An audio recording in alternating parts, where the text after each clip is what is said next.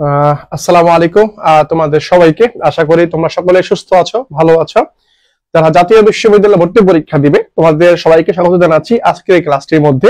আজকের এই ক্লাসটি বেসিক্যালি তোমার হচ্ছে যারা জাতীয় বিশ্ববিদ্যালয়ে ভর্তি পরীক্ষা দিবে এবং জাতীয় বিশ্ববিদ্যালয়ে ভর্তি পরীক্ষাতে তোমার পছন্দ কলেজে ভর্তি হবা অথবা তোমার বাসার আশেপাশে যে কলেজগুলো আছে এগুলোতে ভর্তি হবা, সেই প্রত্যাশা ব্যক্ত করে আমরা সুন্দর একটা ক্লাস শুরু করছি। তো তোমরা প্রিয় ভাইরা একটু আমাদের সাথে দ্রুত যুক্ত হবা। আমরা সকলেই মিলে একসাথে আজকে জিকে ম্যারাথন ক্লাসটা করব। আমরা যতটুকু জানি যে জিকে যে পার্টটা থেকে পরীক্ষা প্রশ্ন আসবে, এখানে স্পেসিফিক বলে দিয়েছিল যে সাধারণের বাংলাদেশ বিষয়গুলো থেকে আসবে। তারপরে না মাঝে মধ্যে বলার পরও দেখা যায় যে সাম্প্রতিক থেকে বলার পরও মানে বাংলাদেশ বিষয়গুলো বলার পর বাড়ি থেকে প্রশ্ন দিয়ে থাকে। ঠিক আজকে ক্লাসটার মধ্যে বাংলাদেশ বিষয়গুলো থেকে কোশ্চেন গুলো বেশি, কিন্তু তুই একটা পার্ট আছে যেগুলো থেকে প্রশ্ন আসার সম্ভাবনা বেশি, আন্তর্জাতিক পার্ট আছে এগুলো থেকে কোশ্চেন অ্যাড করার চেষ্টা করেছি। প্রিয় ভাইরা দ্রুত আসবা। গত বাংলা ক্লাসের মতো আমরাও আজকে একটা সুন্দর একটা ক্লাস তোমাদের উপহার দেওয়ার চেষ্টা করব। একেবারে প্রত্যেকটা কোশ্চেন ভেঙে ভেঙে বোঝানোর চেষ্টা করব, যাতে করে তুমি আমরা সহ সকলে ভালো মতো বুঝতে পারি, সেই প্রত্যাশা রাখছি। দ্রুত আমাদের সাথে যুক্ত হবা।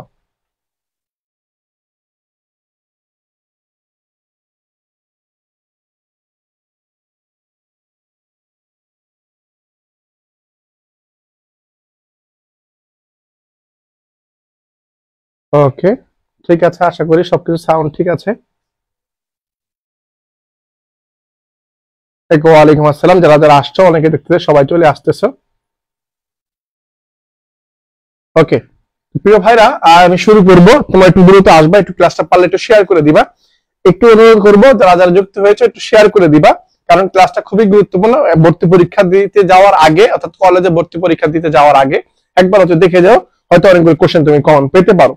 হ্যাঁ, আমি আশা রাখছি তুমি কিছু কোশ্চেন হলেও কমন পাবা, কিছু কোশ্চেন হলেও তুমি কমন পাবা প্রিয় ভাইরা। ওকে,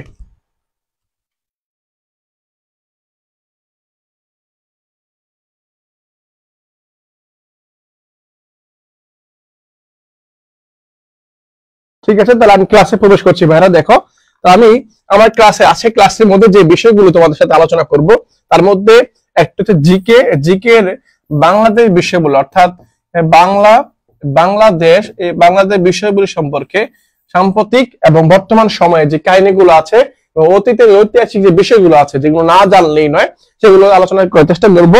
ঠিক সেইভাবেই আমরা প্রশ্নগুলো সাজিয়েছি, যাতে করে তুমি তোমার ভর্তি পরীক্ষা সুন্দর মতো একেবারে A to Z এভাবে সুন্দর করে সাজাতে পারো। ওকে, তাহলে আমি শুরু করছি। হ্যাঁ, আমি শুরু করছি। ওকে, তাহলে আমি আসি। দেখো, আমার প্রথম প্রশ্ন হচ্ছে কি, প্রথম প্রশ্ন হচ্ছে বাংলাদেশের অবস্থান। বাংলাদেশ অবস্থান করে, দেখো খেয়াল করো, প্রশ্নটা তোমাকে বুঝতে হবে, দেন তুমি অ্যান্সারটা দিতে পারবা। বাংলাদেশ কি করে? অবস্থান করে। বাংলাদেশ কোথায় অবস্থান করে ভাইয়া? দেখো তো, বাংলাদেশ অবস্থান করে, বাংলাদেশ কোথায় অবস্থান করে? অবস্থান করে দক্ষিণ গোলার্ধে, পশ্চিম গোলার্ধে, উত্তর গোলার্ধে, পূর্ব গোলার্ধে। এটা তুমি যদি ভালো মতো বুঝতে পারো তাহলে তোমার জন্য এটা ইজি হবে। কিভাবে ইজি হবে আমি তোমাকে বলে দিচ্ছি, দাঁড়াও একটু ওয়েট করো ভাইয়া। ওকে, তাহলে এই যে বাংলাদেশ কি করে ভাইয়া?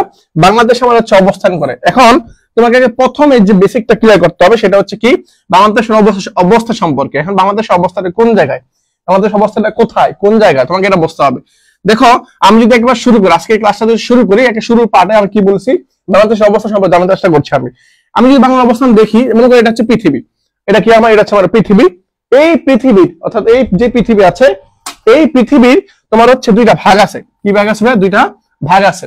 এই দুইটা ভাগের মধ্যে খেয়াল করো, দুইটা ভাগের মধ্যে একটা হচ্ছে উপর দিকে যেটা অংশ আছে এটাকে আমরা বলি উত্তর গোলার্ধ, উত্তর গোলার্ধ। আর নিচের যে অংশটা আছে এই নিচের অংশটাকে বলি আমরা দক্ষিণ গোলার্ধ। হ্যাঁ, দক্ষিণ গোলার্ধ বলি, মানে গোলের অর্ধেক। তার মানে একটু খেয়াল করলে বুঝতে পারবা, উপরে অর্থাৎ গোলটার অর্ধেক হচ্ছে উত্তর আর গোলটা নিচের দিকে হচ্ছে দক্ষিণ। আর বাংলাদেশের অবস্থান হচ্ছে কোন দিকে? ঠিক এই যে বরাবর মাঝখানের উপর দিকে, মাঝখানের উপর দিকে বাংলাদেশের অবস্থান। এখন যেহেতু এখানে অবস্থান, যেহেতু আমার এখানে অবস্থান, তার মানে বাংলাদেশের কোন দিকে অবস্থান ভাইয়া? উত্তর গোলার্ধে। এখন গোলার্ধ মানে কি ভাইয়া? গোলার্ধ মানে হচ্ছে গোলের অর্ধেক। যেহেতু এটা হচ্ছে গোলের অর্ধেক, এই পুরো গোলের অর্ধেক হচ্ছে এতটুকু অংশ। এই যে এতটুকু অংশ হচ্ছে আমার পুরো গোলার্ধ, সেটা এটাকে বলে গোলার্ধ, মানে উত্তর গোলার্ধ অবস্থিত। তাহলে বাংলাদেশের অবস্থান হচ্ছে কোন জায়গায় ভাইয়া? হ্যাঁ, ওকে, তাহলে কি বললাম ভাইয়া? আমি বুঝতে পারলাম বাংলাদেশের অবস্থান হচ্ছে উত্তর গোলার্ধে। কি গোলার্ধে ভাইয়া? উত্তর গোলার্ধে বাংলাদেশের অবস্থান, এটা অতটুকু আমরা ক্লিয়ার হয়ে গেছে ভাই। হ্যাঁ, এরপর আমি যেটাতে আসবো, যে এরপর আসবে একটু দেখি তো প্রশ্নটা কি। হ্যাঁ, উত্তর হচ্ছে উত্তর গোলার্ধে। বাংলাদেশের অবস্থান হচ্ছে কোন গোলার্ধে ভাইয়া? উত্তর গোলার্ধের মধ্যে বাংলাদেশের অবস্থান আছে। ওকে, এরপরের টাইমে আসি। এরপর আমি যে প্রশ্নটা দেখবো, আমি দ্রুত আগাবো, তোমার সাথে সাথে আমার সলভ করবো, তোমার ইতিমধ্যে ওরকম পড়ে ফেলছো। পরে আসছি কি ভাইয়া, বাংলাদেশের অবস্থান সরকার পদ্ধতিটা কিরকম। আমি প্রথমে জানলাম বাংলাদেশের অবস্থানটা কোন জায়গায় আছে, বহির্বিশ্বে অর্থাৎ বিশ্বের মধ্যে বাংলাদেশের অবস্থানটা কোন গোলার্ধের মধ্যে আছে, এটা আমি শিখিয়ে ফেলছি। এরপর আসছি বাংলাদেশের মধ্যে বাংলাদেশের সরকার পদ্ধতি অর্থাৎ বাংলাদেশ সরকার ব্যবস্থা যেটা ছিল বা ভবিষ্যতে যেটা হবে, ওই যে অন্তর্বর্তীকালীন সরকার যে নির্বাচনটা দিবে, নির্বাচনের পরে একটা কি হবে, এটা সংসদ গঠিত হবে। এই সংসদ কোন মানে এই সংসদের মধ্যে সরকার পদ্ধতি কিরকম হবে, এটা কি প্রেসিডেন্সিয়াল হবে, রাষ্ট্রপতি শাসিত সরকার হবে, নাকি সামরিক শাসন হবে, নাকি হচ্ছে সংসদীয় সরকার হবে, নাকি রাজতান্ত্রিক সরকার হবে। রাজতান্ত্রিক বাংলাদেশে নাই, প্রেসিডেন্সিয়াল সরকার মানে মানে প্রধান হচ্ছে রাষ্ট্রপতি যারা তারা বাংলাদেশ মানে রাজা হবে এরকমও না। আমরা যেটা জানি সেটা হচ্ছে সংসদীয় সরকার। বাংলাদেশ সরকার ব্যবস্থা হচ্ছে সংসদীয় সরকার ব্যবস্থা। কেন বাবা? কারণ হচ্ছে এই সংসদের মধ্যে 300টি আসন, কয়টা আসন ভাইয়া? 300টি আসন হচ্ছে আমার তোমার হচ্ছে 300টি আসন কি হয়, নির্বাচন হয়। এই 300টি আসনে আমার নির্বাচন হয়। নির্বাচনের মাধ্যমে 300 জন এমপি মানে মেম্বার অফ পার্লামেন্ট মানে মেম্বার সদস্য, পার্লামেন্টের সদস্য নিয়ে হচ্ছে সংসদ গঠিত হয়, যারা সংখ্যায় বেশি থাকবে। অর্থাৎ এই 300-র মধ্যে যাদের সংখ্যা, এই 300-র মধ্যে যাদের সংখ্যা 151টি হবে, অর্থাৎ যেই দলের সংখ্যা 151 প্লাস হবে বা 151টি হবে বা তার বেশি হবে, তারাই কি করবে, সরকার গঠন করবে। বুঝতে পারছো? তারাই আগামী 5 বছরের জন্য দেশ চালাবে। আমি এটা আবার ক্লিয়ার করি, তুমি হয়তো ভালো মতো বুঝতে পারছো। একটি দল বারবার নির্বাচন যাচ্ছে, হ্যাঁ নির্বাচন যাচ্ছে, তো এই নির্বাচন যারা চাচ্ছে, এই নির্বাচনটা কিভাবে হবে, সারা বাংলাদেশের মধ্যে 300 জন মানুষ সিলেক্ট করার জন্য এটা কি হবে, নির্বাচন হবে। 300টা মানুষ কি করার জন্য, সিলেক্ট করার জন্য প্রতিনিধি, যেটাকে আমরা প্রতিনিধি বলি। এই প্রতিনিধি সিলেক্ট করার জন্য কি হবে, নির্বাচন করা হবে। এখন কে কোন দল থেকে দাঁড়াবে, মনে করো তোমার এলাকার মধ্যে বিএনপি থেকে একটা দাঁড়াবে, জামাত থেকে একটা দাঁড়াবে, ইসলামী আন্দোলন থেকে একটা দাঁড়াবে, এনসিপি থেকে একটা দাঁড়াবে। বুঝতে পারছো? তার মানে তোমার এলাকার মধ্যে যে আসন আছে সংসদের আসন, দুই আসনের মধ্যে এনসিপি থেকে দাঁড়াবে, ইসলামী আন্দোলন থেকে দাঁড়াবে, তারপর হচ্ছে জামাত ইসলাম থেকে দাঁড়াবে, পরে হচ্ছে কি বিএনপি থেকে দাঁড়াবে। এই 4 দল থেকে দাঁড়াবে। এই 4 দলের মধ্যে যেই দল অর্থাৎ তোমার এলাকার মধ্যে যেই দল সবচেয়ে বেশি ভোট পাবে সে কি নির্বাচিত হবে। সেই আবার কোথায় আসবে, এই সংসদে আসবে। সে একজন কি সংসদে আসবে, তোমার এলাকা থেকে আসবে। ঠিক একই ভাবে আমার এলাকার মধ্যে এই 4 দলের মধ্যে কি হবে, নির্বাচন হবে। নির্বাচনের মধ্যে যে জিতবে সেই সংসদে আসবে। এভাবে করে সারা বাংলাদেশ থেকে 300 জন, কয়জন ভাইয়া, সারা বাংলাদেশ থেকে আমার 300 জন লোক, 300 জন মেম্বার অফ পার্লামেন্ট, ওরা সবাই সংসদে যাবে। এখন 300 জন যখন যাবে, গিয়ে দেখবে এই 300 জনের মধ্যে কেউ এনসিপি করে, 300 জনের মধ্যে কেউ এনসিপি আছে, কেউ জামাতি ইসলাম আছে, কেউ ইসলামী আন্দোলন বাংলাদেশ আছে, কেউ বিএনপি আছে। বুঝতে পারছো? এই 300 জনের মধ্যে এখন দেখবে সরকার, এখন দেখবে কারা, তাদের সংখ্যাটা 151, কত ভাইয়া, 151 ছাড়িয়েছে। যাদের সংখ্যাটা 151 ছাড়াবে তারা কি করবে, তারাই আগামী 5 বছরের জন্য কি করবে, দেশ চালাবে। আগামী বছর ধরে কি চালাবে, দেশ চালাবে। তাহলে তুমি আসলে তোমাকে বুঝাতে পারছি আমি, হ্যাঁ তোমাকে আমি বুঝাতে পারছি। তাহলে কি করবে, দেশ চালাবে। তারপরে কি করবে, এই যে 151 জন কি করবে, আর দেশ চালাবে। এই 151 জনের মধ্যে এদের মধ্যে কে প্রধানমন্ত্রী হবে, এই 151 জন কি করবে, সিলেক্ট করবে। বুঝতে পারছো? এইভাবে হচ্ছে আমাদের কি হয়, সংসদীয় সরকার ব্যবস্থাটা পরিচালিত হয়। ওকে ভাইয়া, ওকে ঠিক আছে। তাহলে আমি উত্তর পেলাম কি, সি নাম্বারটা। ওকে ভাইয়া, পরবর্তী আসি। বাংলাদেশ সরকার পদ্ধতি কি, সংসদীয় গণতান্ত্রিক ব্যবস্থা। ওকে, পরে কি বললাম, দেখো বাংলাদেশের জাতীয় সংসদে নির্বাচিত আসন সংখ্যা কত।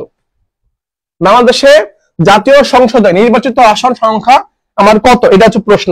খেয়াল করলে বুঝতে পারবা, বাংলাদেশের জাতীয় সংসদের মধ্যে নির্বাচিত, নট যেটা হচ্ছে সিলেক্টেড এরকম না, নির্বাচনের আসন হচ্ছে কয়টা, 300টা। কয়টা ভাইয়া, 300টা আসন কি হয়, নির্বাচন হয়। 300 আসনে কি হয়, নির্বাচন হয়।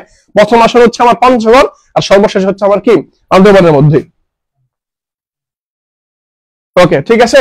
তাহলে এই 300 আসনের মধ্যে কি হবে, নির্বাচন হবে। 300 আসনের মধ্যে কি হবে, নির্বাচন হবে। আর বাকি 50টা, বাকি কয়টা, 50টা। এই 50টা হচ্ছে সংরক্ষিত, হ্যাঁ সংরক্ষিত আসন। কয়টা ভাইয়া, 50টা। কয়টা ভাইয়া, 50 আসন সংরক্ষিত আসন। যেটা এবার থাকতে পারে নাও থাকতে পারে, এটা আলোচনা হচ্ছে। তাহলে নির্বাচিত আসন সংখ্যা কয়টা ভাইয়া? 300টা। কয়টা? 300টা। আর সংরক্ষিত আসন কয়টা? কয়টা? 50টা। বুঝতে পারছো? ওকে, এটা আমার শেষ ভাইয়া, এটা আমার ক্লিয়ার, আশা করি বুঝতে পারবা। পরবর্তী আসি। হ্যাঁ, পরবর্তী হচ্ছে মোট কতটি ছিটমহল ছিল বাংলাদেশ ভারতের মধ্যে? মানে বাংলাদেশ ও ভারতের মধ্যে মোট কতটা ছিটমহল ছিল? এখন ছিটমহল ভাগাভাগি নাই, সেদিন লিখেছি কত ছিল, সেদিন লিখেছি অতীতকাল, লিখেছি অতীতকাল, যাতে কোনো কনফিউশন না হয়। আগে ছিল, বর্তমান নাই, সেজন্য আমরা অতীত লিখেছি, আর কি ছিল লিখেছি। তাহলে মোট কতটি ছিটমহল বাংলাদেশ ভারতের মধ্যে ছিল? মোট। এখানে বলে নাই বাংলাদেশের ছিটমহল কয়টা, এটা বলে নাই। আবার এখানে বলে নাই ভারতের ছিটমহল কয়টা, এটাও বলে নাই। এখানে বলেছে ভারত বাংলাদেশ এই দুইটার মধ্যে মোট কতটা ছিটমহল ছিল, প্রশ্ন হচ্ছে এটা। বুঝছো? মোট কতটা ছিটমহল ছিল? হ্যাঁ, ভারত বাংলাদেশের মধ্যে মোট কতটা ছিটমহল ছিল আমি একটু ক্লিয়ার করে বলে দিলে বুঝতে পারবা তোমরা। আমি যা বলি মুখের মধ্যে যা বলি চেষ্টা করবে এগুলো নোট খাতার মধ্যে সাইড দিয়ে লেখা রাখার জন্য, যাতে করে পরবর্তীতে পড়াশোনা মনে রাখতে পারো। ওকে, তাহলে দেখো মোট কতটি ছিটমহল ছিল বাংলাদেশ ভারতের মধ্যে, একটু ক্লিয়ার করে বলে দিচ্ছি। বাংলাদেশের ছিটমহল ছিল ভারতের মধ্যে কয়টা? 51টা ছিল। কয়টা? 51টি। কয়টি ভাইয়া? 51টি ছিটমহল ছিল। আর ভারতের ছিটমহল বাংলাদেশের মধ্যে ছিল কয়টা? 111টা। এখন যোগ করো ভাইয়া, এখন যোগ করো, 51 আর 11 কত হয়? 162। চলো উত্তর হচ্ছে আমার কি 162। উত্তর কোথায়? এই যে এটা এখানে আছে 162টা। তাহলে আমি তোমাকে বোঝাতে পারছি। এর জন্য যদি প্রশ্ন করো ভাইয়া ছিটমহল জিনিসটা আসলে কি, ছিটমহল জিনিসটা হচ্ছে, মনে করো এটা হচ্ছে আমার দেশ, এটা কি? এটা হচ্ছে আমার দেশ। এই দেশের মানচিত্রে একেবারে শেষ মাথায় বা সীমান্তবর্তী যে জায়গাগুলোর মধ্যে কিছু অংশ ভারতে রয়ে যায়, আবার বাংলাদেশের কিছু অংশ ভারতের মধ্যে প্রবেশ করে। গ্রামের মধ্যে যেমন সরু রাস্তা থাকে না, গ্রামের মধ্যে চিপা চাপা রাস্তা থাকে না, এরকম অংশ যখন থাকে এগুলোকে বলা হয় ছিটমহল, ছোট ছোট অংশ। বুঝছো?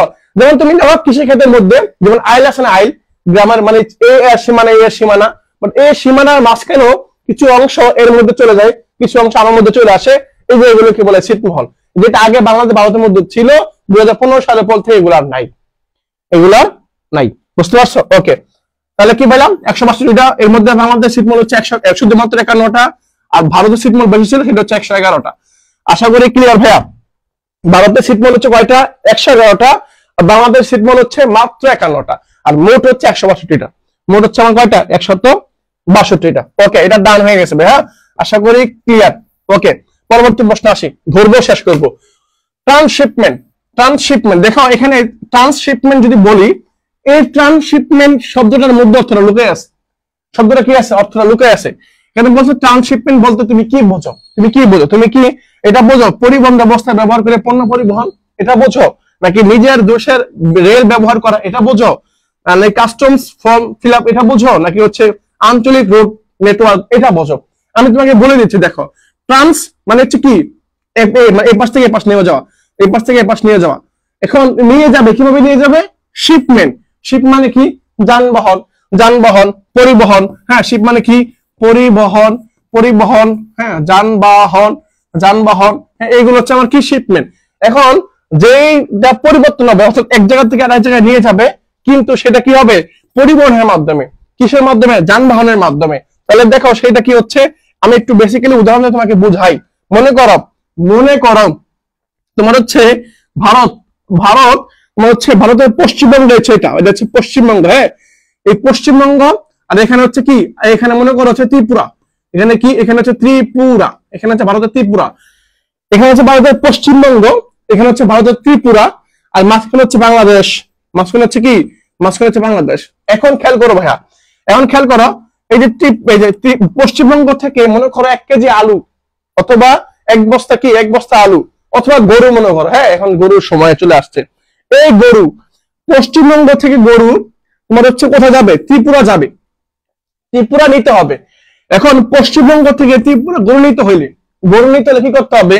হয় বাংলাদেশকে ইউজ করতে হবে, অথবা তাদের সমুদ্র বঙ্গোপসাগর দিয়ে ঘুরে গিয়ে চট্টগ্রাম মধ্যে দিকে যেতে হবে। রাস্তা হচ্ছে এটা, অথবা তাদের একটা পথ আছে এখানে শিলিগুড়ি বলা, অথবা যে আমরা চিকেন নেক বলি না, ওই যে, হ্যাঁ, ওটা ঘাড়ের মতো ছোট অংশ, জাস্ট মাত্র 1200 কিলোমিটার, 1200 না কত কিলোমিটার জানি না, এরকম একটা ছোট রাস্তা আছে, এই রাস্তা দিয়ে যাইতে হবে। এখন অনেক বড় পথ ঘুরে যেতে হবে। এখন চিন্তা করলো ট্রান্সশিপমেন্ট মানে কি? এরা কি করলো? পশ্চিমবঙ্গ থেকে গরু নিয়ে বেনাপোলে আসলো। বেনাপোল কোথায় দেয়া? বেনাপোল হচ্ছে বাংলাদেশের সীমান্তবর্তী একটা বন্দর, স্থল বন্দর আর কি। এই বেনাপোল আসছে, এই গরুগুলো নিয়ে বেনাপোলে আসার পরে তোমার হচ্ছে এখানে কি করলো, এরা কি গরুগুলো এখানে ছেড়ে দিল। ছেড়ে দেওয়ার পরে বাংলাদেশের পরিবহন যেগুলো আছে, যেমন ট্রাক, বড় বড় ঠিক আছে লেগুনা আছে, এই লেগুনা গুলোতে এই গরুগুলো এখানে উঠাইলো। উঠার পরে এখান থেকে বাংলাদেশের যে গাড়িগুলো ছিল এখানে আস্তে আস্তে আস্তে নিতে কুমিল্লার জায়গায় আসতো, কুমিল্লা সীমান্তবর্তী রাষ্ট্রটা আছে এখানে আসলো। আসার পরে ত্রিপুরা থেকে একটা গাড়ি আসছে, এই গরুগুলো কি করছে আবার এখান থেকে নিয়ে গেছে। এখন মাঝখান থেকে পশ্চিমবঙ্গ যেটা, ত্রিপুরা যেটা, দুইটা কিন্তু ভারতের রাষ্ট্র, কিন্তু মাঝখান থেকে বাংলাদেশকে ব্যবহার করছে, বাংলাদেশ এখান থেকে অর্থ পেয়েছে, বাংলাদেশের যানবাহন ব্যবহার করেছে। সেজন্য আমরা বলি তৃতীয় একটা দেশের যখন পরিবহন ব্যবস্থা ব্যবহার করবে, অথবা এমন হইতে পারে যে তোমার দেখো এইটা হইতে পারে পশ্চিমবঙ্গ থেকে নেপালে কি করবে, তোমার নেপাল আরেকটা দেশ, নেপালে কি করবে, নেপালে এইবার মালামাল পাঠাতে গিয়ে কি করলো, তোমার হচ্ছে বাংলাদেশকে ইউজ করলো। এটাও হইতে পারে। ট্রান্সশিপমেন্ট আর করিডোর জিনিস এক না ভাইয়া, এক না, আলাদা জিনিস। ট্রান্সশিপমেন্ট করিডোর রাস্তা দিবে আর কি, আর ট্রান্সশিপমেন্ট যানবাহন দিবে আর কি। ওকে ভাই, বুঝতে পারছো? ঠিক আছে, ওকে, এটা ডান। তাহলে সঠিক উত্তর হচ্ছে মানে এ নাম্বারটা, তৃতীয় দেশের পরিবহন ব্যবস্থা ব্যবহার করে পণ্য পরিবহন, এটা হচ্ছে আমার সঠিক উত্তর। ওকে, পরবর্তী প্রশ্ন আসি। বাংলাদেশের সবচেয়ে বড় দ্বীপ কোনটা? বাংলাদেশের মধ্যে সবচেয়ে বড় দ্বীপ কোনটা? পৃথিবীতে সবচেয়ে বড় বদ্বীপ হচ্ছে আমার বাংলাদেশ। তাহলে মানে পৃথিবীতে সবচেয়ে বড় দ্বীপ হচ্ছে কোনটা? সেটা হচ্ছে আমার দেশ, তোমার দেশ, বাংলাদেশ। হ্যাঁ, পৃথিবীতে সবচেয়ে বড় বদ্বীপ এটা হচ্ছে বাংলাদেশ। আর বাংলাদেশের মধ্যে সবচেয়ে বড় বদ্বীপ কোন দেশের মধ্যে? বাংলাদেশের মধ্যে সবচেয়ে বড় বদ্বীপ হচ্ছে ভোলা জেলা। কোন জেলা? ভোলা জেলা। হ্যাঁ, তারপর হচ্ছে তোমার আরেকটা হচ্ছে, হ্যাঁ ডিসকার্ড। ওকে, এটা দেখছিলাম। হ্যাঁ, এখন খেয়াল করো ভাইরা, তাহলে আমরা কি বলছি? তাহলে আমরা বললাম যে তোমার হচ্ছে বাংলাদেশের সবচেয়ে বড় দ্বীপ জেলা হচ্ছে, বদ্বীপ হচ্ছে ভোলা। কি বদ্বীপ হচ্ছে ভোলা। এখন এগুলোর মধ্যে বলা সবচেয়ে বড় দ্বীপ কোনটা? তাহলে উত্তর হবে আমার ভোলা, বি নাম্বারটা। একদম সেন্ট মার্টিন কেন হবে? সেন্ট মার্টিন একটা দ্বীপ, বড় না এটা, কিন্তু সেন্ট মার্টিন জাস্ট ছোট্ট একটা দ্বীপ। তুমি এই পাশ থেকে ঘুরে চলে আসতে পারবা। বা তুমি ভোলা যাও, ভোলা কিন্তু একটা দ্বীপ জেলা, এই দ্বীপ জেলা তুমি ঘুরে শেষ করতে পারবা না, অনেক বড়। হ্যাঁ, অনেক বড়, তোমার জেলার মতো বড় আর কি। তাহলে সঠিক উত্তর হচ্ছে আমার কি? এই বি নাম্বারটা। উত্তর হচ্ছে আমার বি নাম্বারটা। তাহলে বাংলাদেশের পৃথিবীর সবচেয়ে বড় বদ্বীপ হচ্ছে বাংলাদেশ। আর বাংলাদেশের মধ্যে সবচেয়ে বড় বদ্বীপ হচ্ছে আমার ভোলা জেলা, বা দ্বীপ ভোলা আর কি। হ্যাঁ, দ্বীপ জেলা ভোলা আর কি, আমরা এমনি বলি আর কি। তাহলে ঠিক আছে ভাই, এটা বুঝতে পারছো? পৃথিবীতে সবচেয়ে বড় বদ্বীপ হচ্ছে বাংলাদেশ, আর বাংলাদেশের মধ্যে সবচেয়ে বড় বদ্বীপ জেলা হচ্ছে ভোলা জেলা। ওকে, সঠিক উত্তর হচ্ছে বি নাম্বারটা। সঠিক উত্তর হচ্ছে আমার বি। এরপরে আসে কি, বাংলাদেশের একমাত্র পাহাড় সমৃদ্ধ দ্বীপ কোনটা? বাংলাদেশের একমাত্র পাহাড় সমৃদ্ধ, এই যে প্রশ্নটা প্রতিবারে আসে। হ্যাঁ, প্রতিবারে আমরা দেখতে পারি। ঠিক আছে, প্রতিবারে আমরা দেখতে পারি। এখন সেই উত্তরটা কি হবে একটু বলতে হবে ভাইয়ারা। হ্যাঁ, একটু বলো। দেখো, বাংলাদেশের একমাত্র পাহাড় সমৃদ্ধ দ্বীপ, পাহাড় মানে যেই পাহাড়ি দ্বীপ আর কি, মানে ওই দ্বীপটা একটা পাহাড়, মানে এর দ্বীপটা হচ্ছে এমন যার চারোদিকে পানি, এই পাশেও পানি, এই পাশেও পানি, এই পাশেও পানি, এই পাশেও পানি, এই যে এত পাশে পানি, মানে চারপাশেই পানি, পাশাপাশি হচ্ছে এই পুরোটা হচ্ছে একটা পাহাড়। এই পুরোটা কি একটা পাহাড়, বুঝতে পারছো? এটা হচ্ছে পুরোটা একটা পাহাড়। মানে এই যে পাহাড়, এই পাহাড়টা আবার কি, এটা হচ্ছে সমুদ্রের মাঝখানে, সমুদ্রে বা নদীর মাঝখানে। হ্যাঁ, তাহলে আমি একটা পাহাড়ি দ্বীপ, তাহলে এটা পাহাড়ি দ্বীপ পাচ্ছি। তাহলে এই পাহাড়ি দ্বীপটার নাম কি? সেটা হচ্ছে এই যে, হ্যাঁ, এটা হচ্ছে কক্সবাজারের, হ্যাঁ কক্সবাজারের একটা উপজেলা, সেটা হচ্ছে মহেশখালী। এই যে সেই মহেশখালী, দ্বীপ। মহেশখালী হচ্ছে বাংলাদেশের একমাত্র পাহাড়ি দ্বীপ। আমি আবার বলছি, মহেশখালী হচ্ছে বাংলাদেশের একমাত্র, মানে আরেকটা নাই, এটা একটা ইউনিক। এটা হচ্ছে এই মহেশখালী। তোমাদের যদি সুযোগ হয় যাবা, মহেশখালীতে যাবা, অনেক সুন্দর, মানে বাতাস, এটা তো থাকে না, সুন্দর একটা পরিবেশ আর কি, বুঝছো? মহেশখালী আমরা গিয়েছিলাম আর কি, সুযোগ হয়েছিল, আল্লাহ তাআলা আমাদের সুযোগ করে দিয়েছিল আর কি। তাহলে এই যে আমি পাইলাম মহেশখালী। এই মহেশখালী হচ্ছে বাংলাদেশের একমাত্র পাহাড় বিশিষ্ট দ্বীপ। পাহাড় বিশিষ্ট দ্বীপ, মানে বিশিষ্ট দ্বীপ, এটা হচ্ছে মহেশখালী দ্বীপ। ঠিক আছে, সেই মহেশখালী দ্বীপ। ওকে, নেক্সট কোশ্চেন, নেক্সট কোশ্চেন আসবে আমি। হ্যাঁ হ্যাঁ, মহেশখালী। হ্যাঁ ভাইয়া, সন্দীপে দাওয়াত দিলাম, ইনশাআল্লাহ যদি সুযোগ হয় ইনশাআল্লাহ আসবো। দেখো পরে দেখি আমরা, পরবর্তী প্রশ্ন হচ্ছে সেন্ট মার্টিন দ্বীপের অন্য নাম কি? ওরে বাপরে বাপ, সেন্ট মার্টিন দ্বীপের অন্য নাম কি? Olive oil. তোমার নাম সেন্ট মার্টিন পুরোটা হচ্ছে অলিভ অয়েল দিয়ে তৈরি, মানে মৃত জীব তৈরি হয়ে মারা গিয়ে এগুলো শক্ত হয়ে পরে এগুলো দ্বীপ তৈরি হয়েছে আর কি, এরকম। সেন্ট মার্টিন দ্বীপের অন্য নাম কি বলা হয়েছে? সেন্ট মার্টিন দ্বীপের অন্য নামটা আসলে কি? দেখো তোমাকে যদি বলি উত্তরটা, সেন্ট মার্টিন যেটাকে আরেক নাম হচ্ছে সেরাদ্বীপ, সেরাদ্বীপ হিসেবে চিনি। সেরাদ্বীপ কি দ্বীপ ভাইয়া? হ্যাঁ, সেরাদ্বীপ হিসাবে চিনি, সেরাদ্বীপ। এর পাশাপাশি একে আমরা স্থানীয় যে নামটা আছে সেটাকে আমরা কি বলি? নারিকেল জিঞ্জিরা বলে। এই যে নারিকেল জিঞ্জিরা লেখা আছে, নারিকেল জিঞ্জিরা, নারিকেল জিঞ্জিরা, নারিকেল নারিকেল জিঞ্জিরা। হ্যাঁ, নারিকেল জিঞ্জিরা, নারিকেল জিঞ্জিরা। ওকে ঠিক আছে ভাই, এটা শেষ। তাহলে সঠিক উত্তর হচ্ছে আমার এ নাম্বারটা। কি নাম্বার ভাইয়া? এ নাম্বারটা, নারিকেল জিঞ্জিরা, নারিকেল জিঞ্জিরা, নারিকেল জিঞ্জিরা। সেন্ট মার্টিন দ্বীপের অন্য নাম কি ভাইয়া? নারিকেল জিঞ্জিরা। সেন্ট মার্টিন দ্বীপের অন্য নাম কি ভাইয়া? নারিকেল জিঞ্জিরা। শেষ, শেষ ভাইয়া, শেষ। ওকে, এই তো পারতেছো, ঠিক আছে ভাইয়া। পরবর্তী প্রশ্ন আসবো আমরা। হ্যাঁ, কেমন খেয়াল করো ভাইয়া, নারিকেল জিঞ্জিরা শেষ, এরপর আসি। ওরে বাপরে বাপ, সংসদীয় সরকার সরকার পদ্ধতি লেখলাম এটা আমরা, এরপর আসি। কোন মহাদেশকে অন্ধকারাচ্ছন্ন মহাদেশ বলা হয়? এটা আন্তর্জাতিক থেকে আসছে। হ্যাঁ, আন্তর্জাতিক। হ্যাঁ, বলো আমাকে। হ্যাঁ, আমাকে বলতে হবে তোমার হচ্ছে কি, কোন মহাদেশকে অন্ধকারাচ্ছন্ন মহাদেশ বলা হয়? কোন মহাদেশের অন্ধকারাচ্ছন্ন মহাদেশ বলা হয়? কেন বলা হয় একটু খেয়াল করো। কোন মহাদেশকে অন্ধকারাচ্ছন্ন মহাদেশ বলা হয়? অন্ধকারাচ্ছন্ন কেন বলা হয়? তোমার দেখবে পৃথিবীতে অনেক মহাদেশ আছে, যেমন একটা মহাদেশ আছে এরকম, যেমন অ্যান্টার্কটিকার কথা বলি, হ্যাঁ, অ্যান্টার্কটিকা মহাদেশ। এই অ্যান্টার্কটিকা মহাদেশে হচ্ছে কি নাই, এখানে জনহীন। কি ভাইয়া? এটা হচ্ছে জনহীন মহাদেশ। পাশাপাশি এটা হচ্ছে কি, এটা হচ্ছে বৃক্ষহীন মহাদেশ, বৃক্ষহীন মহাদেশ। হ্যাঁ, এটা বৃক্ষহীন মহাদেশ। এটা হচ্ছে পাশাপাশি বৃষ্টিহীন মহাদেশ, বৃষ্টিহীন মহাদেশ। তাহলে অ্যান্টার্কটিকা হচ্ছে পৃথিবীতে এমন একটা মহাদেশ যেখানে মানুষ থাকে না, যেখানে বৃক্ষ থাকে না, যেখানে বৃষ্টিও হয় না, যেখানে কি হয় না, বৃষ্টি হয় না। এখন বলতে হবে অন্ধকারাচ্ছন্ন যে মহাদেশটা আছে, এই অন্ধকারাচ্ছন্ন মহাদেশ আসলে কোনটা? তোমাকে যদি আমি একটু ক্লিয়ার করে বলি তাহলে আরো ক্লিয়ার করতে পারবা, বুঝতে পারবা। তুমি দেখো, খেয়াল করো, এই আফ্রিকা যেটা আছে, উত্তর এখানে আফ্রিকা, ও আফ্রিকা কেন হবে একটু খেয়াল করো, তাহলে বুঝতে পারবা। এই আফ্রিকা যেটা আছে, এই আফ্রিকা তোমাকে আমি একটু বুঝাই বলি, শোনো ভাইয়া।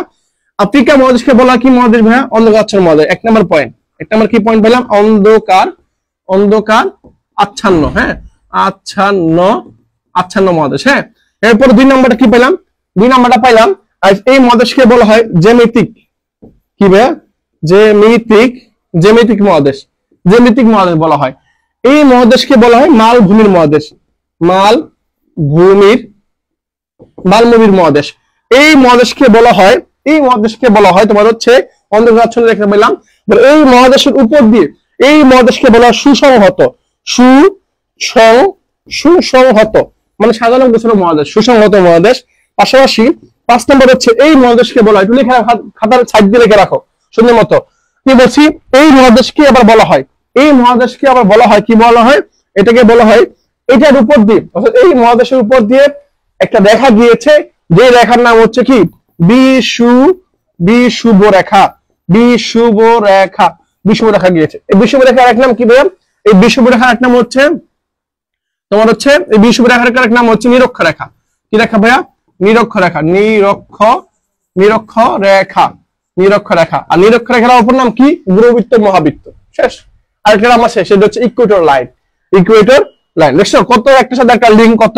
তুমি যদি এমনি পড়ো ভাইয়া, তোমার কখনোই ভুল হবে না, দেখবা। পরে কি বেশি অ্যান্টার্কটিকা মহাদেশ, এটা শিখছি আমরা। আফ্রিকা মহাদেশের মধ্যে কি বলা হয়, এটা শিখছি আমরা। দক্ষিণ আমেরিকা মহাদেশ, সেটা হচ্ছে একমাত্র ল্যাটিন আমেরিকা, যেটা আমরা বলি ল্যাটিন আমেরিকা, যেগুলো হচ্ছে পর্তুগালের অধীনে ছিল। হ্যাঁ, এগুলো ল্যাটিন আমেরিকা দেশ বলা হয়। এই মহাদেশের মধ্যে ল্যাটিন বলা হয়। আর অস্ট্রেলিয়া মহাদেশটিকে বলা হয় ডাউন আন্ডার মহাদেশ। কি মহাদেশ? ডাউন আন্ডার মহাদেশ। আবার ক্লিয়ার করে বলে দিচ্ছি ভাইয়া, খেয়াল করো। এই অস্ট্রেলিয়া মহাদেশটাকে বলা হয়, যেটা আমরা কি বলি, অস্ট্রেলিয়া মহাদেশ, অস্ট্রেলিয়া মহাদেশ বলি। পাশাপাশি এটাকে বলি ডাউন আন্ডার মহাদেশ, এবং এটাকে বলা হয় দ্বীপ মহাদেশ। কি মহাদেশ? এটাকে বলা হয় দ্বীপ মহাদেশ, দ্বীপ মহাদেশ। ওকে ভাই, ক্লিয়ার, বুঝে ফেলছি আমরা গাছপালা বেশি। ওকে ঠিক আছে। ওকে পরবর্তী প্রশ্ন আসি, ভাইয়া দেখি। ওরে বাপরে বাপ, পৃথিবী সূর্যকে একবার প্রদক্ষিণ করতে সময় লাগে, গত ক্লাসে হয়তো পড়াইছিলাম, তোমাদের ক্লাসে ছিল, তোমরা হয়তো ভালো মতো বুঝতে পারতেছো।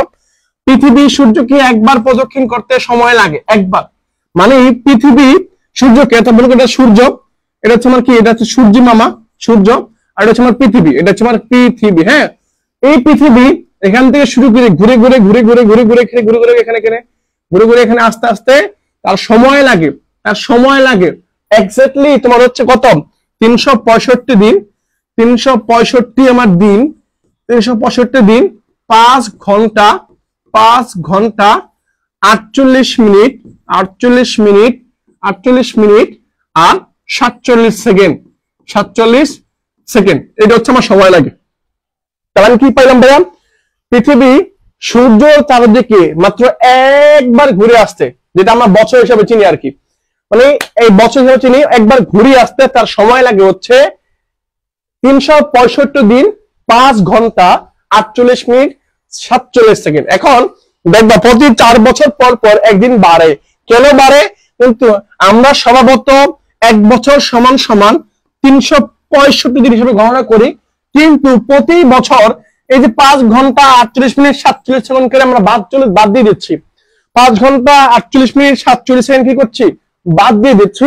এগুলো যোগ করলে প্রতি 4 বছর পর পরে একদিন বেড়ে যায়, প্রতি 4 বছর পর কি হয়, একদিন বেড়ে যাচ্ছে।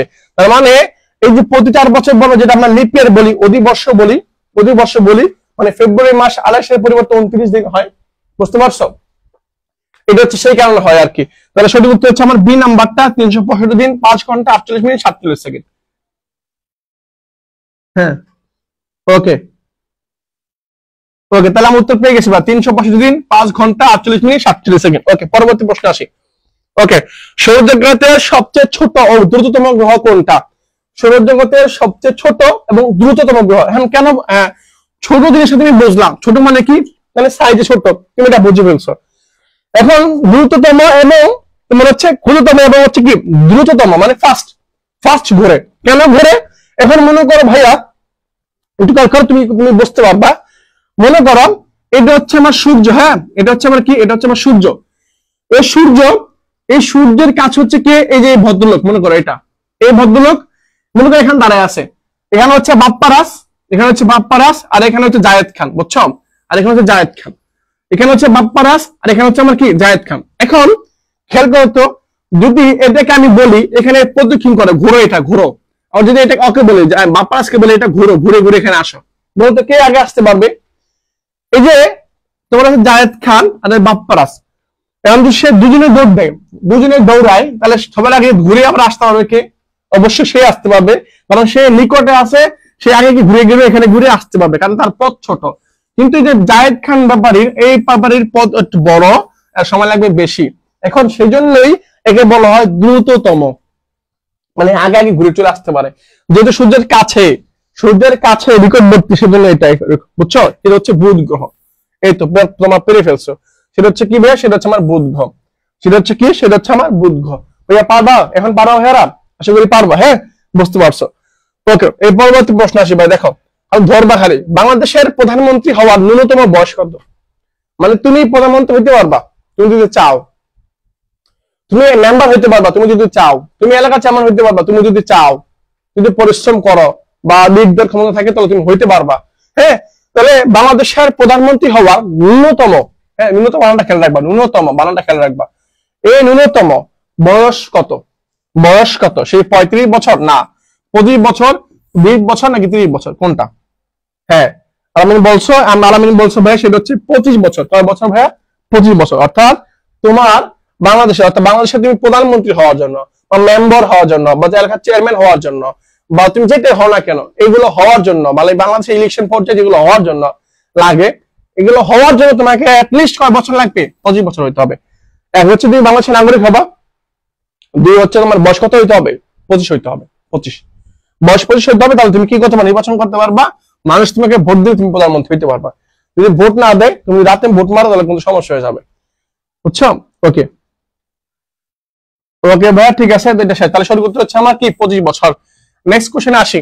দেখো, ভারতের গেরিলা সংগঠনের 9 কোনটা? এটা বাদ, হ্যাঁ এটা বাদ, 9 কোনটা এটা বাদ। বাংলাদেশের মুক্তিযুদ্ধকালীন জাতিসংঘের মহাসচিব, এটা আসতে পারে পরীক্ষায়। বাংলাদেশের যখন মুক্তিযুদ্ধ হয় অর্থাৎ 1971 সালে, 1971 সালে এই সময়টাতে জাতিসংঘের যে মহাসচিব ছিল ওই মহাসচিবের নাম কি? এই মহাসচিবের নাম কি? বাংলাদেশের মুক্তিযুদ্ধকালে 1971 সালে ওই সময়টাতে তোমার হচ্ছে কে ছিল জাতিসংঘের মহাসচিব? কে ছিল? সে হচ্ছে কে? সে হচ্ছে আমার, হ্যাঁ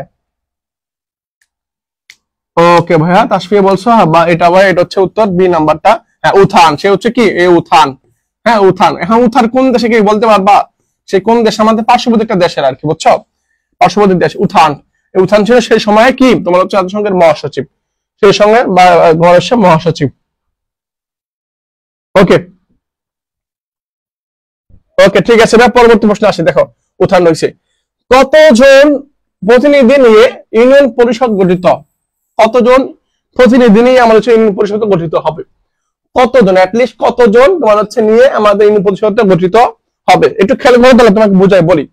তুমি তোমার একটা ইউনিয়ন দেখবা, যে ইউনিয়ন পরিষদের মধ্যে তুমি কি করো, তোমার জন্ম নিবন্ধন সার্টিফিকেট, জাতীয় পরিচয়পত্র, যে বিষয়গুলো আছে এখানে তোমার কি করা, এখানে সংশোধন করা হয় বা এখান থেকে শুরু করা হয়।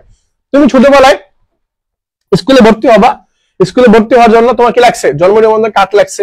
জন্ম নিবন্ধন কার্ডটা তৈরি করছে কোথায়? হচ্ছে এই যে ইউনিয়ন পরিষদের মধ্যে, ইউনিয়ন পরিষদ বা উপজেলা পরিষদের মধ্যে তোমার কি করতে হয়? তৈরি করতে হয়। এখন এই ইউনিয়ন পরিষদটা কিভাবে গঠিত হয় একটু খেয়াল করো। এই ইউনিয়ন পরিষদটা মোট মেম্বার হচ্ছে কয়জন? 13 জন। কয়জন ভাইয়া? মোট মেম্বার হচ্ছে আমার কয়জন? 13 জন লাগে। অর্থাৎ ইউনিয়ন পরিষদের মধ্যে একটা ইউনিয়ন পরিষদ রান করার জন্য বা চালু করার জন্য মোট সদস্য লাগে কয়জন ভাইয়া? সেগুলো হচ্ছে 13 জন। এই 13 জনের মধ্যে খেয়াল করো, এই 13 জনের মধ্যে মেম্বার, হ্যাঁ মেম্বার হচ্ছে কয়জন? হচ্ছে 9 জন। কয়জন? 9 জন। একটা ইউনিয়নের মধ্যে ওয়ার্ড থাকে, ওয়ার্ড কয়টা? ওয়ার্ড। একটি ইউনিয়নের মধ্যে ওয়ার্ড থাকে হচ্ছে কয়টা? 9টা। কয়টা ওয়ার্ড থাকে ভাইয়া? 9টা ওয়ার্ড থাকে। একটা ইউনিয়ন পরিষদে ওয়ার্ড থাকে কয়টা, মানে ভাগ 9টা ভাগ থাকে। একটা ইউনিয়ন পরিষদে কয়টা ভাগ থাকে ভাইয়া? 9টা ভাগ থাকে। এই 9টা ভাগের মধ্যে প্রত্যেকটা ওয়ার্ডে একজন করে কি থাকবে? মেম্বার থাকবে। প্রত্যেকটা ওয়ার্ডে কি থাকবে? একজন করে মেম্বার থাকবে। আমি আবার বলছি, একটা ইউনিয়ন পরিষদ যত বড় হবে, যত বড় হোক, ওটার মধ্যে কয়টা থাকবে? 9টা ওয়ার্ড থাকবে। ওই 9টা ওয়ার্ড কি হবে? 9টা ওয়ার্ডের মধ্যে 9 জন, কয়জন? 9 জন মেম্বার হবে। মেম্বার জাস্ট সাধারণ মেম্বার হবে। যেমন আমার মেম্বারে ভোট দেই না, তোমার এলাকায় মেম্বার আছে না, ওই মেম্বার আর কি, ওই মেম্বার। তো 9 জন মেম্বার হবে। এই 9 জন মেম্বার হবে, 9টা ওয়ার্ড হবে, 9টা ওয়ার্ডে 9 জন মেম্বার হবে। পাশাপাশি নারীদেরকে একটু সুবিধা দেওয়ার জন্য, জাস্ট নারীর অধিকার বাস্তবায়ন করার জন্য নারীদেরকে প্রতি 3 ওয়ার্ড, প্রতি 3 ওয়ার্ডের জন্য একজন নারী নির্ধারণ করা হয়েছে। তার মানে এখানে প্রতি 3টা ওয়ার্ডের জন্য, অর্থাৎ প্রতি 3টা ওয়ার্ডের জন্য একজন নারী থাকবে। প্রতি 3টা ওয়ার্ডের জন্য কি থাকবে? নারী থাকবে। তার মানে প্রতি 3টা ওয়ার্ডের জন্য যদি একজন নারী থাকে, তার মানে এখানে ওয়ার্ড মানে নারী থাকবে কয়জন? 3 জন। মানে 9 আছে, 3 3 9, মানে এখানে 3টা ভাগ হবে, 3টা, এখানে 3, এখানে 3, এখানে 3। এই যে 3টা ওয়ার্ড, এখানে জন্য একটা নারী থাকবে, এই 3টা ওয়ার্ডের জন্য একটা নারী থাকবে, এই 3টা ওয়ার্ডের জন্য একটা নারী থাকবে। বুঝতে পারছো? এভাবে তাহলে এখানে পেলাম 9 জন মেম্বার, আবার 3টা জন্য একটা, এই 3টার জন্য একটা, এই 3টার জন্য একটা, এখানে বললাম 3 জন। তাহলে 9 আর 3 কত হলো ভাইয়া? 9 আর 3 হচ্ছে আমার 12। কত? 9 যোগ 3 সমান সমান হচ্ছে আমার কত? 12। এখন এদেরকে লিড দেওয়ার জন্য একজন নেতা লাগবে, আমির লাগবে, তার নাম হচ্ছে চেয়ারম্যান। তার নাম কি? তার নাম হচ্ছে চেয়ারম্যান। চেয়ারম্যান কয়জন? একজন। তাহলে 12 আর 1 হচ্ছে কত? 13। উত্তর হচ্ছে আমার 13 জন। উত্তর হচ্ছে আমার 13 জন। এই তো গুড। পিয়াল দাস বলছো, পায়েল দাস বলছো 9 জন মেম্বার, 3 জন মহিলা মেম্বার, 8 জন চেয়ারম্যান। 8 জন হচ্ছে আমার কি? চেয়ারম্যান। বুঝতে পারছো এখন? ওকে, এখন বুঝতে পারছো? এই তো গুড, সাবাস, বুঝতে পারছো। তাহলে সার্থক হবে, আমি সার্থক বুঝতে পারছি তোমাদেরকে। পরে আসি, দেখো জাহানাবাদ কোন জেলার পুরাতন নাম? কোন জেলার পুরাতন নাম? কোন জেলার পুরাতন নাম? বুঝতে পারছো? জাহানাবাদ আমরা অনেকগুলো নাম পাই, দেখবা। হ্যাঁ, আমরা কি শ্রীহট্টি, বড় হচ্ছে কি নাসিরাবাদ, আমরা পাই ফতেহাবাদ, তারপর জালালাবাদ, হ্যাঁ, এগুলো আমরা নাম পাই। এই নামগুলো পরীক্ষা মাঝে মধ্যে সময় আসে। পরে হচ্ছে আমরা কি পাই, চন্দ্রদ্বীপ পাই, চন্দ্রদ্বীপ পাই। হ্যাঁ, চন্দ্রদ্বীপ কোন জেলার নাম ছিল? হ্যাঁ, শ্রীহট্ট, নাসিরাবাদ। তারপর হচ্ছে কি জালালাবাদ, বাগেরহাট, এগুলো নামগুলো। ওকে, তাহলে সঠিক উত্তরটা কি হবে ভাইয়া? সঠিক উত্তরটা কি? এই জাহানাবাদ হচ্ছে আমার কি, জানলা জাহানাবাদ। হ্যাঁ, একজন বলছে ফরিদপুর। হ্যাঁ হ্যাঁ, একজন বলছে ফরিদপুর। ভাইয়া তুমি নামটা পিএল মনে ভাবছিলাম, পিএল পিএল, মানে এটা পায়েল, বুঝছো? পায়েল দাস। ওকে, সেই নাম ভাই তোমার সবাই বলছে ফরিদপুর। ফরিদপুর না, এটা খুলনা। হ্যাঁ, ফরিদপুর না, এটা খুলনা হবে। ফরিদপুরটা আলাদা নাম। এটা জাহানাবাদ। জাহানাবাদ এটা হচ্ছে খুলনা। জাহানাবাদ হচ্ছে খুলনা। এই যে ভুল কথা সবাই বললো। এরপর আসে দেখো, কোনটি বাংলাদেশের সরকার জাতীয় ওয়েবসাইট পোর্টাল? ওয়েবসাইট পোর্টাল যেটা চাপ দিলে বাংলাদেশের ওয়েবসাইট তুমি পাবা। পৃথিবীতে বিভিন্ন দেশ আছে, বুঝছো? পৃথিবীতে বিভিন্ন দেশে বিভিন্ন ওয়েবসাইট আছে, বিভিন্ন দেশের। বাংলাদেশের হচ্ছে কি, বাংলাদেশের www.bangladesh.gov.bd। কোনটা দিলে সঠিক উত্তর হচ্ছে ডি নাম্বারটা, www.bangladesh.gov.bd। বুঝতে পারছো? এটা হচ্ছে ডোমেইন নেম, হোস্টিং নেম। দেখো তাহলে আমি কি পেলাম, এটা হচ্ছে বাংলাদেশ.com না, বিডি হবে। এটাও না, এটাও না। তার সঠিক উত্তর হচ্ছে ডি নাম্বারটা, www.bangladesh.gov.bd। এটা যদি তুমি সার্চ দাও তাহলে বাংলাদেশের ওয়েবসাইট তুমি পাবা। আবার তুমি মনে করলে একলা বাংলাদেশ না লিখে লেখা ইন্ডিয়া বা ভারত, হ্যাঁ, বা নেপাল, একটু লেখলা ওখানে নেপাল চলে যেতে পারো, আবার নেপাল চলে যাবে, বুঝছো? এরকম। ওকে ওকে, ঠিক আছে। তাহলে সঠিক উত্তর হচ্ছে আবার ডি নাম্বারটা। কি ভাই ডি নাম্বার? একটু দেখি আমি, একটু তথ্য দেখি আমি সম্পর্কে। বাংলাদেশ জাতীয় তথ্য বাতায়ন কি চালু হয় 7ই মার্চ 2015 সালে। Website www.bangladesh.bd। স্লোগান হচ্ছে সকল তথ্য সেবা এক ঠিকানায়। অর্থাৎ এই ঠিকানার মধ্যে তুমি ঢুকলে বাংলাদেশের যাবতীয় যত ঠিকানা আছে বা যত আছে ইনফরমেশন আছে সব তুমি পেয়ে যাবা। সাইটের প্রকার সরকারি তথ্য সহায়তা কেন্দ্র, আর কি তথ্য কেন্দ্র। ওকে, এইটা কোনো কোশ্চেন হলো ভাইয়া? ওকে, ঠিক আছে। তাহলে সঠিক উত্তর হচ্ছে এটা। পরে আসে দেখো, কোন দেশের নাগরিকদেরকে ডাচ বলা হয়? কোন দেশের নাগরিকদের কি বলা হয়? ডাচ বলা হয়। ডাচ কি বলা হয়? ডাচ বলা হয়। এখন বলতে হবে কোন দেশের নাগরিককে আমরা কি বলি? ডাচ বলি, ডাচ। কোন দেশের নাগরিকদের আমি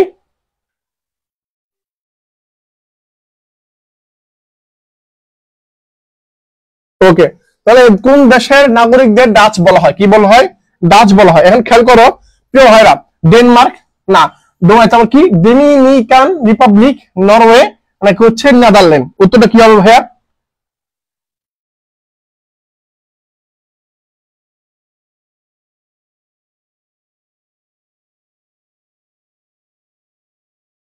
ওকে, একদম বলে ফেলছো অলরেডি ভাই, ধন্যবাদ তোমাকে। দেখো, কোন দেশের নাগরিকদেরকে কি বলা ডাচ বলা? সেটা হচ্ছে নেদারল্যান্ড। নেদারল্যান্ডের নাগরিকদের কি বলা? ডাচ বলা হয়। এখন একটু দেখবো আসলে কি ডাচ বলা হয় কিনা, কাদের কাদের বলা হয়। দেখো খেয়াল করো, তুমি একটু মানচিত্রে তাকালে তুমি বুঝতে পারবা। চিত্রে তাকাও, তোমার কাছে এটা ইজি মনে হবে। দেখো, নেদারল্যান্ডের জাতি হচ্ছে ডাচ, এদের পরিচিত হচ্ছে ওলন্দাজ নামে। কি নামে? ওলন্দাজ নামে এদেরকে আমার চিনি, জানাই থাকে আর কি। তাহলে আমি যেটা পাইলাম এই ক্লাসের মধ্যে, আমি যেটা পাইতেছি, দেশ হচ্ছে নেদারল্যান্ড, এদের জাতি হিসেবে কি এরা ডাচ, আর এদেরকে বলা হয় হচ্ছে ওলন্দাজ। এদের কি বলা হয়? ওলন্দাজ। এরপর আসে ডেনমার্ক। ডেনমার্কে বলা হয় ডেনিশ, জাতি হিসেবে কি ডেনিশ, এদেরকে বলা হয় দিনেমার। ডেনমার্কের কি বলা হয়? দিনেমার বলা হয়। ডেনমার্ক দিনেমার, ডেনমার্ক দিনেমার, ডেনমার্ক দিনেমার। বুঝতে পারছো? ডেনমার্ক দিনেমার। পরে দেখি পর্তুগাল। পর্তুগাল হচ্ছে পর্তুগিজ, এদেরকে বলা হয় ফিরিঙ্গি। কি বলা হয়? ফিরিঙ্গি। চট্টগ্রামে একটা ফিরিঙ্গি বাজার আছে দেখবা। চট্টগ্রামে এক সময় এখানে পর্তুগিজরা ছিল, এখান থেকে আস্তে নাম কি হয়েছে? ফিরিঙ্গি হয়ে গেছে। হ্যাঁ, পরে ব্রিটেন, ইংরেজ, ব্রিটিশ। ফ্রান্স ফরাসি, কি ফরাসি বলা হয়? ফরাসি, ফরাসি জাতি হিসেবে ফরাসি, পরিচিত হিসেবে ফরাসি।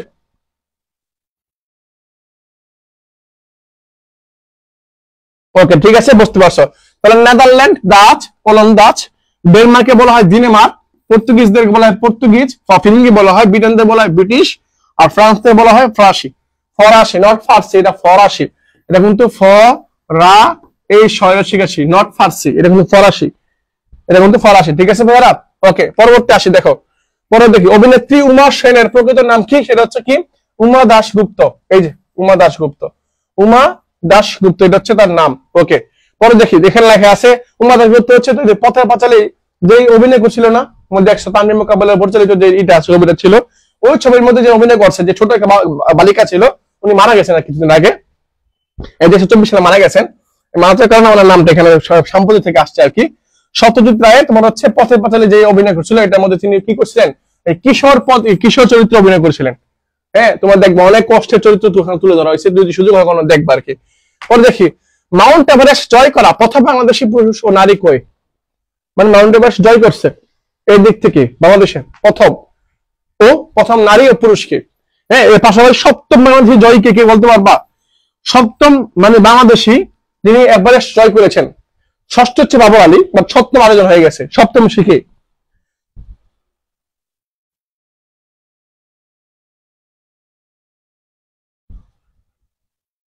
হ্যাঁ, সপ্তম সে কে?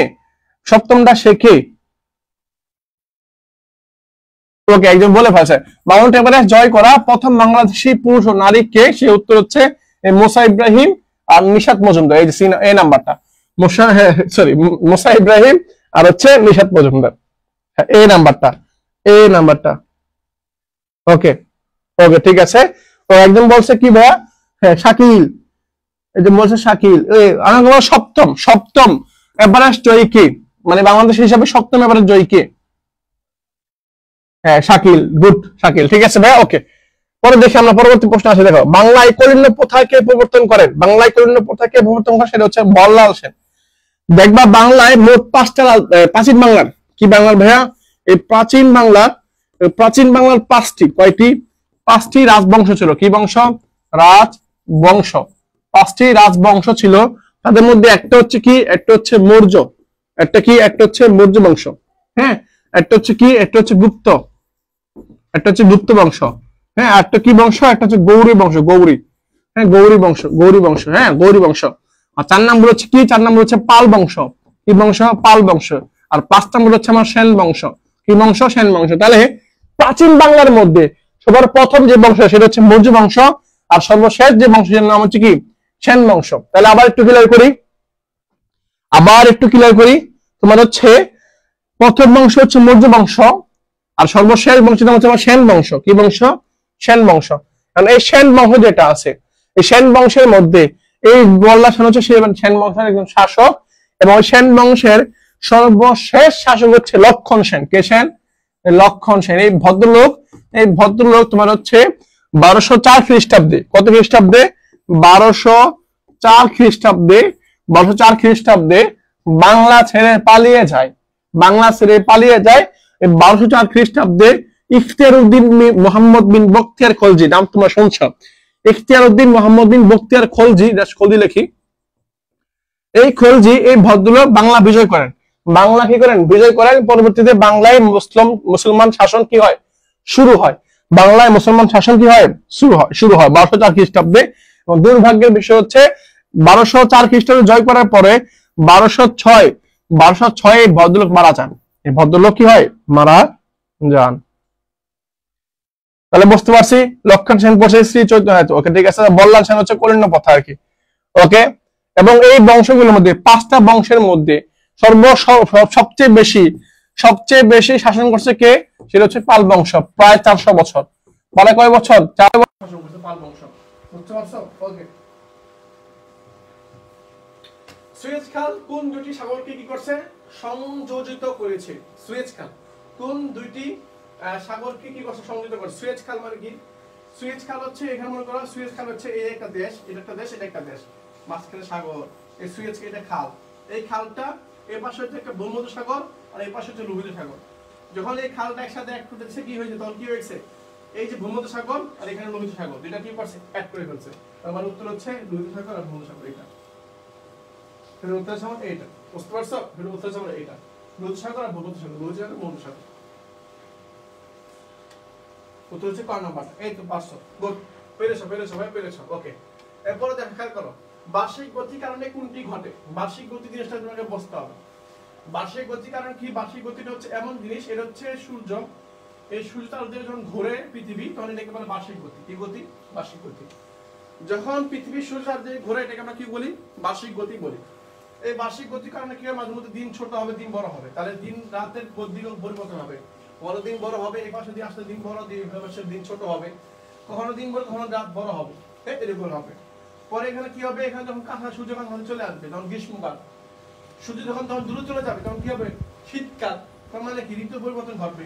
ঠিক আছে, সূর্য থেকে পৃথিবীর দূরত্ব পরিবর্তন হয়, ঠিক আছে না, দূরত্ব পরিবর্তন হয় কিনা, এই যে এখান থেকে যখন আসবে দূরত্ব পরিবর্তন, কাছাকাছি চলে আসবে, মানে এখানে চলে দূরে চলে যাবে, তাহলে কি হয়, পরিবর্তন হয়। তাহলে মানে দিন রাতের দৈর্ঘ্য পরিবর্তন হয়, ঋতু পরিবর্তন হয়, পাশাপাশি কি হয়, সূর্য থেকে দূরত্ব পরিবর্তন হয়। এগুলো সবগুলো হয় না, তার উপরে সবগুলো।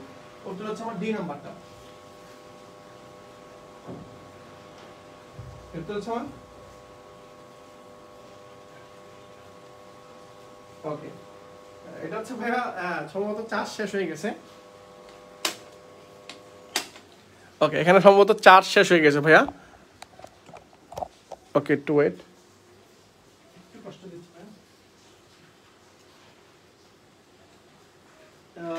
ভাইয়া হচ্ছে আমাদের যে এটা আছে সেটার সম্ভবত চার্জ শেষ হয়ে গেছে। চার্জ না থাকার কারণে আমরা হচ্ছে এই সম্ভবত সেই সমস্যা দিয়েছে। চার্জটা চলে গেছে, চার্জ শেষ হয়ে গেছে, দেখি একটু। ওকে ওকে ওকে,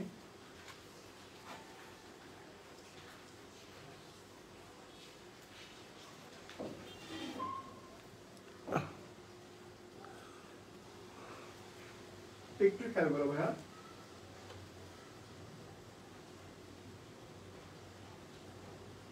ওকে ওকে, তাহলে আমি শেষ করছি ভাইয়া, একটু শেষ করছি, তোমরা হয়তো ভালো মতো বুঝতে পারবা। দেখো, ওকে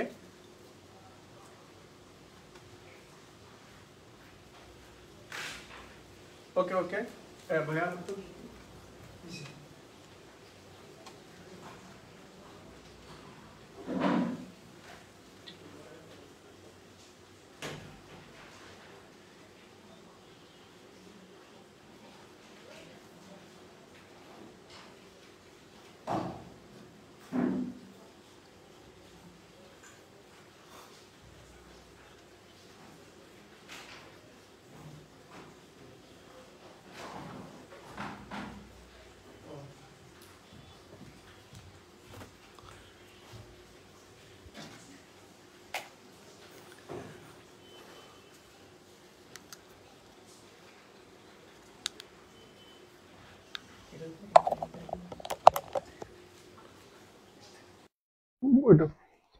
ওকে ভাইয়া, এখন হয়তো সবাই ঠিক আছে ভাইয়া, আমি আশা করি এখন ঠিক আছে।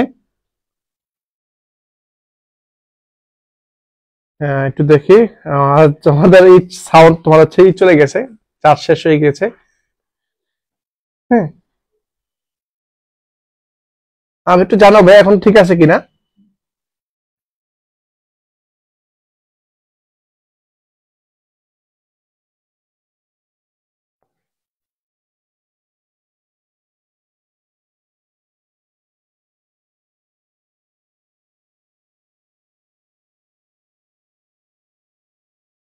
হ্যাঁ, এখন ঠিক আছে, ঠিক আছে ভাইয়া।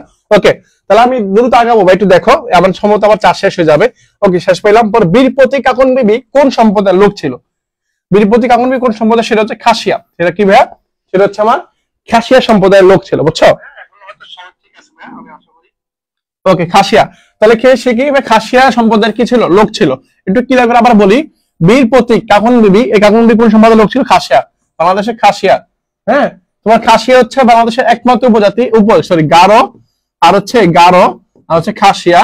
হ্যাঁ, আর তোমার হচ্ছে খাসিয়া, এই খাসিয়া, গারো আর খাসিয়া, এই দুজনটা, এরা এরা দুজন তোমার হচ্ছে কি, এরা দুজন হচ্ছে মাতৃতান্ত্রিক পরিবার, বুঝছো? এরা হচ্ছে মাতৃতান্ত্রিক পরিবার, মা প্রধান, এদের পরিবারের মা প্রধান, মা প্রধান। ওকে, পরিবারের মা প্রধান। ওপর দেখি, পরে দেখি, চলন বিল। চলন বিল কোন জেলায় উপর দিয়ে গেছে? চলন বিল, জাস্ট এটা মনে রাখবা, একটা লাইন মনে রাখবা।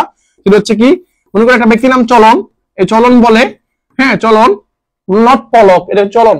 এই চলন বলে কি, পাবো না,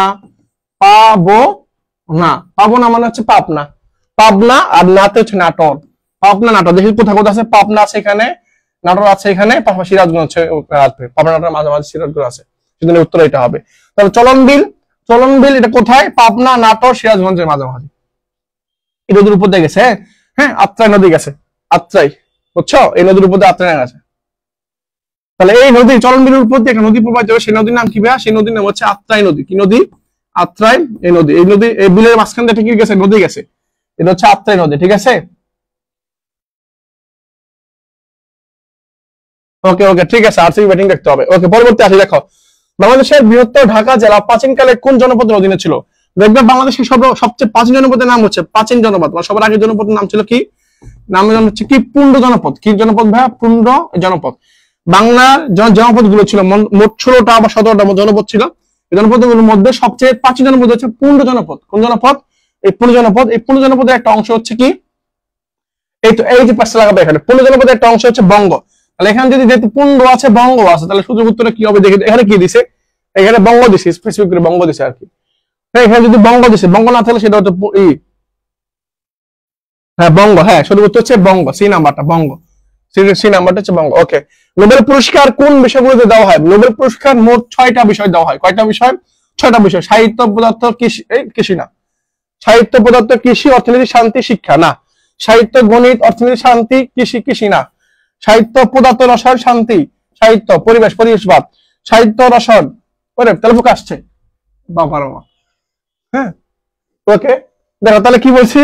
সাহিত্য, রসায়ন, বাবা কি বলছে দেখো, সাহিত্য, রসায়ন, অর্থনীতি, পদার্থ, শান্তি, চিকিৎসা, এগুলোতে দেওয়া হয়। এগুলোতে হচ্ছে আমার কি দেওয়া হয়? এগুলোতে আমার হচ্ছে নোবেল পুরস্কার দেওয়া হয়। তাহলে সঠিক উত্তর সাহিত্য, রসায়ন, অর্থনীতি, পদার্থ, শান্তি, চিকিৎসা। হ্যাঁ, কি বলি? সাহিত্য, রসায়ন, অর্থনীতি, পদার্থ, রসায়ন, শান্তি, চিকিৎসা, আর হচ্ছে কি সাহিত্য। হ্যাঁ, এগুলো থেকে আমরা পাইলাম এই পদার্থ, শান্তি, চিকিৎসা, অর্থনীতি, রসায়ন, সাহিত্য। শেষ, ডি নাম্বারটা সঠিক উত্তর হচ্ছে ডি নাম্বারটা, ঠিক আছে? ওকে, এরপর আসি, দেখো এরপর হচ্ছে কি? ফিফা বিশ্বকাপ শুরু হয় কত সালে? সেটা 1930 সালে। 1930 সালে যেহেতু শুরু হয়েছে, আর 2030 সালে কি হবে? শতবর্ষ পালন হবে, শতবর্ষ উদযাপন করা হবে, শতবর্ষ কি হবে? উদযাপন করা হবে। 1930 সালে শুরু হয়েছে, আর 2030 সালে কি হবে? শতবর্ষ উদযাপন হবে আর কি, বিশ্বকাপটা হবে। পরবর্তীটা ওকে, কোন দেশটি বাল্টিক রাষ্ট্রভুক্ত নয়? সেটা দেখতেছি আন্তর্জাতিক মধ্যে চলে গেছে। 2030 সালে ফুটবল বিশ্বকাপ মহাদেশটি আর কোন কয়টা মহাদেশ আয়োজন করবে? সেটা হচ্ছে তিনটা মহাদেশ কি করবে? আয়োজন করবে। অর্থাৎ 30 সালে যে ফুটবল বিশ্বকাপটা মানে আলোচিত হবে বা আয়োজন করা হবে, সে এটা যেহেতু শতবর্ষ হবে, মানে 100 বছর পূর্তি হবে, সেই জন্য এটা কি হবে? 3টা মহাদেশ নিয়ে অনুষ্ঠিত হবে আর কি। জাতিসংঘ দিবস হচ্ছে 24শে অক্টোবর 1945 সালে, সরি 1945 সালে দ্বিতীয় বিশ্বযুদ্ধের পরে, অর্থাৎ দ্বিতীয় বিশ্বযুদ্ধের পরে ধ্বংসগুলো হয়েছে, এগুলোর পরে এগুলো গুছিয়ে নেওয়ার জন্য, এগুলো থেকে পরিত্রাণ পাওয়ার জন্য, এগুলো থেকে নিরাময় হওয়ার জন্য একটা সংগঠন প্রতিষ্ঠা করা, সেটার নাম হচ্ছে জাতিসংঘ, যেটা ইউনাইটেড নেশন নামে পরিচিত। এটা 1945 সালে উড্রো উইলসন তোমার হচ্ছে কি করে? উড্রো উইলসন তোমার হচ্ছে 24শে অক্টোবর এটা প্রতিষ্ঠা করে, 24শে অক্টোবর, সেই জন্য জাতিসংঘ দিবস হচ্ছে 24শে অক্টোবর, 24শে অক্টোবর, বি নাম্বারটা। এই তো গুড। ওকে দিন, ওকে, পরে আসি। পরে কি আছে? জাতীয় স্মৃতিসৌধের স্থপতিকে? জাতীয় স্মৃতিসৌধের স্থপতিকে? সৈয়দ মইনুল হোসেন। এই সঠিক উত্তর হচ্ছে এটা, সৈয়দ মইনুল হোসেন। ওকে, বাস্তিল দুর্গ কোন বিপ্লবের সাথে সম্পৃক্ত? বাস্তিল দুর্গ হচ্ছে আমার এই যে ফরাসি বিপ্লবের সাম্য, মৈত্রী আর হচ্ছে ভ্রাতৃত্ব, তোমার হচ্ছে এগুলো স্লোগান হচ্ছে এগুলা। হ্যাঁ, তাহলে ফরাসি বিপ্লব 1779 সালে তোমার কিছু সংঘটিত হয়েছে। তোমার হচ্ছে এই বিপ্লবের মধ্যে তোমার হচ্ছে দেখা গেছে পুঁজিবাদের যে সিস্টেম ছিল, তোমার ধনতান্ত্রিক বিপ্লব, এই বিপ্লবের মধ্যে মানে হচ্ছে ফ্রান্সে শিল্পর মানে বিকাশ ঘটে আর কি। ওকে, শুরু করতে সি নাম্বারটা এখানে হয়ে গেছে। পরে আসি, দেখো পরে কি? অপর নাম কি? সেটা হচ্ছে মেসোপটেমিয়া সভ্যতা। মেসোপটেমিয়া সভ্যতা বা 4টা ভাগ আছে, যেটা হচ্ছে সুমেরীয় সভ্যতা, কেলদীয় সভ্যতা, বেবিলনীয় সভ্যতা, আর তো বলছি একেলদীয় বা এলিডীয় সভ্যতা, এর একটা নাম আছে। তো মেসোপটেমিয়া সভ্যতা, মেসোপটেমিয়া সভ্যতা হচ্ছে আমার, মেসোপটেমিয়া শব্দের অর্থ হচ্ছে দুই নদীর মধ্যবর্তী স্থান। মেসোপটেমিয়া শব্দের অর্থ কি? সাজিয়ে রেখে রাখো, দুই নদীর মধ্যবর্তী স্থান। ওকে, পরে আসি। মহেশখালী কোন দুটি নদীর মোহনা অবস্থিত? সেটা হচ্ছে মাতামুহুরী আর বাঁশখালী। এই শেষ, আবার গেছে ভাইয়া। হ্যাঁ, আমার ক্লাস শেষ পর্যায়ে আসছি আমি। আমি একেবারে শেষ পর্যায়ে আসছি ভাইয়া, চলে গেছে। প্রিয় ভাইরা আমি একবার শেষ পর্যায়ে আসছি, দেখো একেবারে শেষ। এটা হচ্ছে কি উর্দু ভার্সনে কতটি দফার মধ্যে যুদ্ধ সমাপ্ত হয়, সেটা হচ্ছে এইটা 14টা। কয়টা ভাইয়া?